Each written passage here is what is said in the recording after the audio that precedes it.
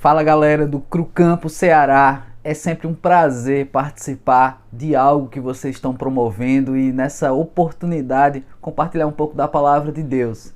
Eu me chamo Léo, sou pastor de jovens da Primeira Igreja Batista de Fortaleza e muitos de vocês já se encontraram comigo, seja numa palestra, seja num acampamento. É sempre muito bom contar com a companhia de vocês e também de alguma forma contribuir com esse ministério que eu tenho tanta estima, que eu realmente entendo a necessidade e como Deus usa a vida de vocês. Mas hoje eu quero compartilhar com vocês algo interessante, uma reflexão sobre esses dias que estamos vivendo, esses dias de quarentena, de reclusão social, de realmente ficar em casa ou isolados e se tem algo de Deus para as nossas vidas.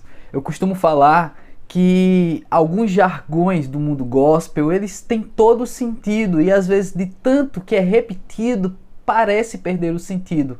E um deles, muito conhecido, é que Deus tem um propósito na tua vida. Quando a gente fala isso, parece que já virou uma falácia e as pessoas só falam como uma maneira de fazer você se sentir bem, mas é maior do que isso. Deus realmente tem um propósito, porque tem um propósito para tudo. Deus não faz nada com pontas soltas. E aí nós temos essa riqueza na fé que nós carregamos de um Deus que para tudo tem um propósito, até mesmo para tempos difíceis, para enfrentamento de doenças como temos passado. Então Deus tem um propósito para isso também. Outra coisa que eu tenho falado é que nesses dias de reclusão, Deus está dando para nós uma oportunidade de viver o maior retiro da história. E quando eu falo retiro, é aquele retiro mesmo que você para se alimentar espiritualmente, né? Um retiro para realmente viver um tempo a sós com Deus, né? Que nós chamamos também de solitude. Então eu quero refletir com vocês sobre esse tempo, da falta de tempo, de tudo aquilo que nos amarra a fazer outras coisas e a pensar em outras coisas. Mas Deus está nos dando uma oportunidade de viver um tempo mais focado naquilo que Ele tem para nós. E você tem focado? Você tem aproveitado esse retiro que Deus tem nos dado? Então reflita sobre isso.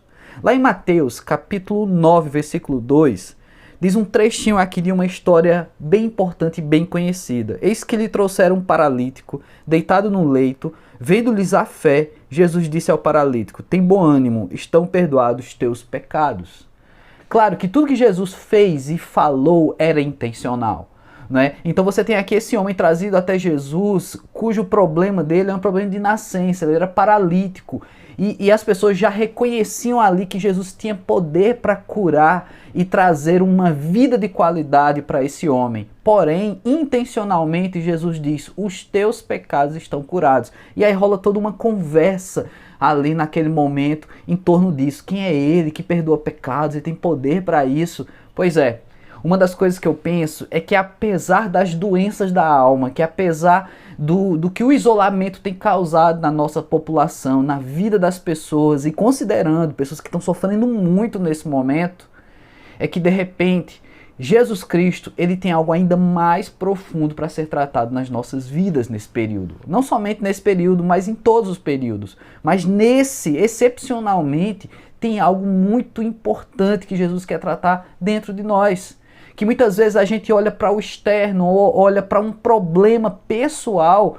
Muitas pessoas afirmam até dizer que os seus problemas é a sua cruz, que é uma perspectiva um pouco errada de pensar a cruz que Jesus disse que carregaríamos.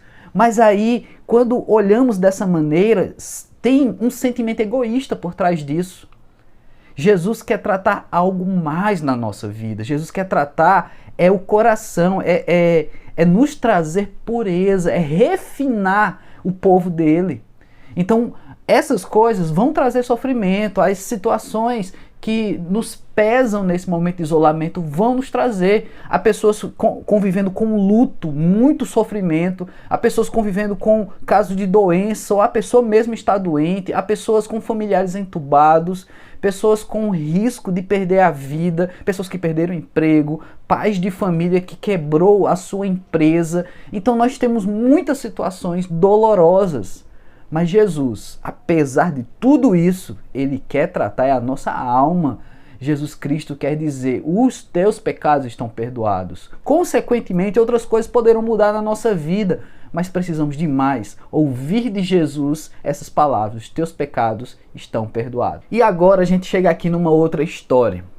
Lá em Lucas capítulo 7, a partir do versículo 36 diz o seguinte: convidou-os dos fariseus para que fosse jantar com ele.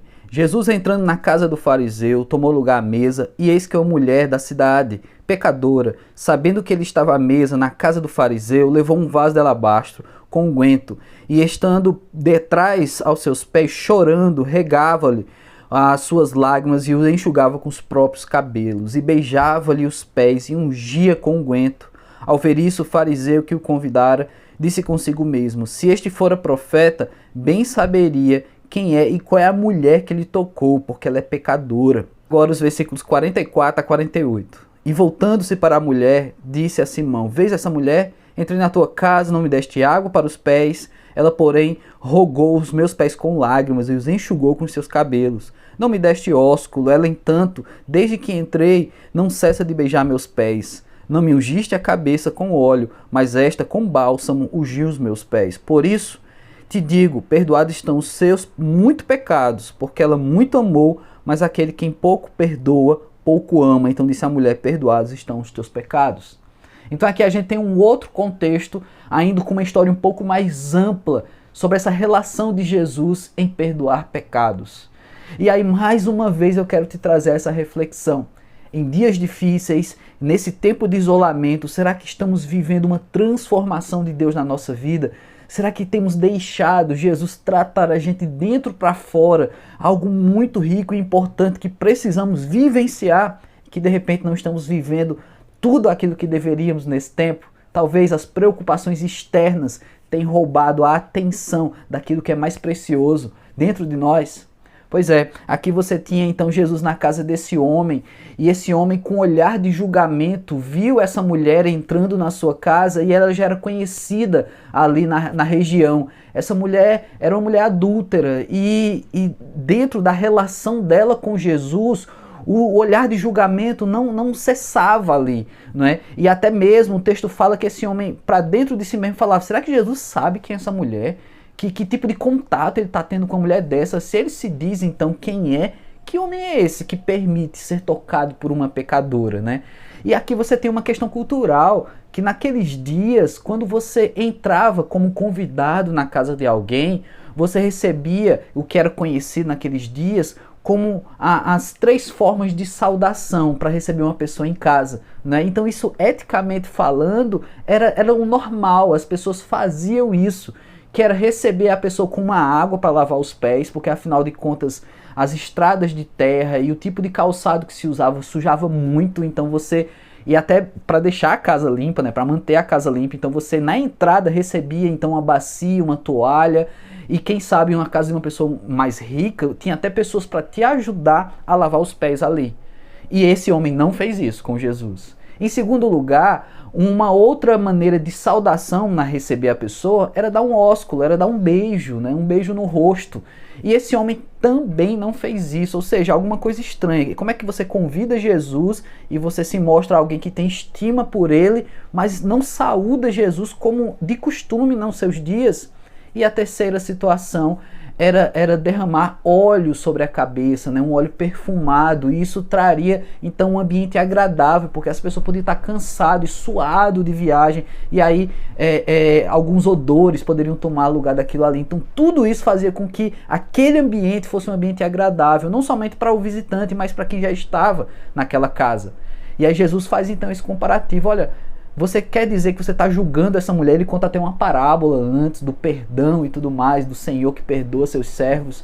E ali Jesus pergunta, né? Olha, eu cheguei e você não me recebeu, eu cheguei e você não fez tudo aquilo que na cultura é feito. E essa mulher não parou de chorar, e com as suas lágrimas, visto que ela não tinha uma bacia de água, ela lavava os pés de Jesus e com a ausência de toalha usava o próprio cabelo. Você também não me recebeu com beijo, mas essa mulher não cansa de beijar os meus pés. E você não derramou um óleo sobre minha cabeça, mas essa mulher derramou o seu perfume mais precioso, o que ela tem de mais valor nos meus pés. Tudo bem que a relação de Jesus com essa mulher era via os pés, o que determina também aqui a submissão dessa mulher ao reconhecimento de quão ela é pecadora, de sequer levantar os olhos e olhar para Jesus. Talvez esse seja um tempo da gente trabalhar cada uma dessas situações. Em primeiro lugar, de nos submeter a Jesus. Esse isolamento deve então nos fazer pensar quem somos nós diante desse Deus. Quem somos nós para questionar tempos difíceis? Porque afinal de contas, na história da humanidade, muitos outros momentos difíceis aconteceram. E a humanidade segue. E muitas pessoas, inclusive, alimentaram e reforçaram a fé em tempos difíceis. Então quem sou eu, quem é você para questionar esse momento ou para achar que Deus nos abandonou nesse tempo? Outra coisa é a atitude dessa mulher de receber Jesus.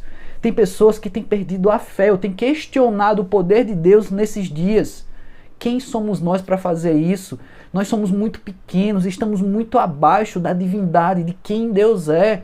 Então devemos realmente nos submeter. Tá bom, Jesus, eu quero aprender, eu quero entender. Me faz entendido de todo o teu projeto na minha vida, do teu propósito para a minha vida.